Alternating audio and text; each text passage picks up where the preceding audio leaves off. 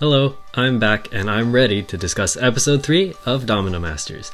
Domino Masters is a show that airs every Wednesday at 9/8 Central on Fox, but all the episodes so far can be streamed right now on Fox Now and Hulu. With 16 teams going head to head to make the most creative builds, I'm very excited to see all the techniques and ideas that will make the big screen. And as a producer and consultant for this show, it was part of my job to understand just how all these builds worked. So what can we expect this week with the theme being time periods? Well, some teams opted to build more physical scenery in order to give their build an atmosphere.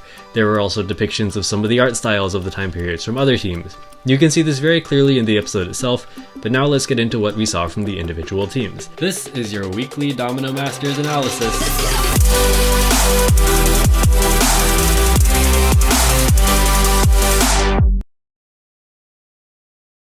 This week, we'll start with the Bearded Buddies. A cool thing on their platform is the toppling clock dominoes, and the secret to getting clocks to topple is, as you can see, putting actual dominoes in between them.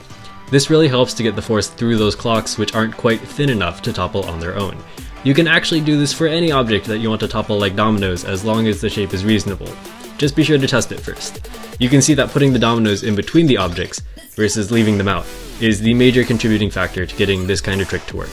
Charlie's angles had a lot of scenery in their build that I was talking about earlier, like mountains, rivers, and fields, but I want to talk about this rainbow. The rainbow was made by pushing curves of dominoes together to make this sort of wavy field. This is a very simple technique, but there is something very key to know while building it. Let me explain. If you want your lines to be right up next to each other like this, you need to build the tightest line first. If you start with a wide line and try to build in, it will be hard to get the exact curve most of the time. Your lines will end up with space in between them or at awkward angles. Try it for yourself, and I promise it will look no better than these. But if you start with a tight line and build out, your dominoes will maintain the same curve the whole way through. It's so much easier to go from tight to wide than vice versa. The Dominerds did something neat that I'd like to go in depth about. If you look at their landscape wall in the back, you can see all these slight layer differences at the top. If you build a domino wall with two different heights at two different points and topple it from the lower side, it actually won't fall all the way across because the weight of the higher side stops the wall. But the Dominerds are aware of this, so instead of taking that chance by toppling the wall from side to side, they decide to release a giant wagon that rolls right into the center of the wall. While they probably honestly decided to do this for the effect, it's nice to eliminate any potential risk and get away with giving this wall some nice ridges in the process. Though I will say, usually wall stops only happen with drastic height differences, and since the Dominerds didn't seem to have more than 5 layers of height difference at any point, chances are they would have been fine.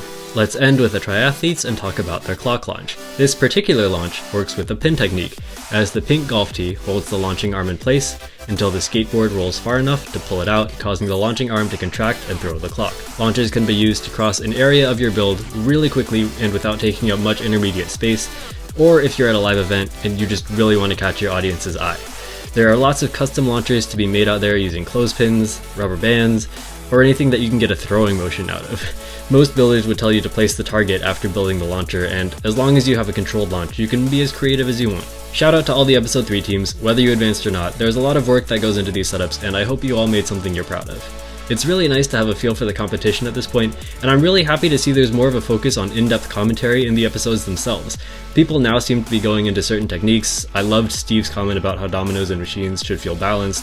I would go into more detail about these, but for those talking points, I think you should hear them through the actual episodes. And that just about wraps it up for episode 3. I hope you're enjoying what's gone on so far and learning about domino and machine art to your heart's content. There will be lots more to talk about in the weeks to come, so I will see you with more Domino Masters analysis next week.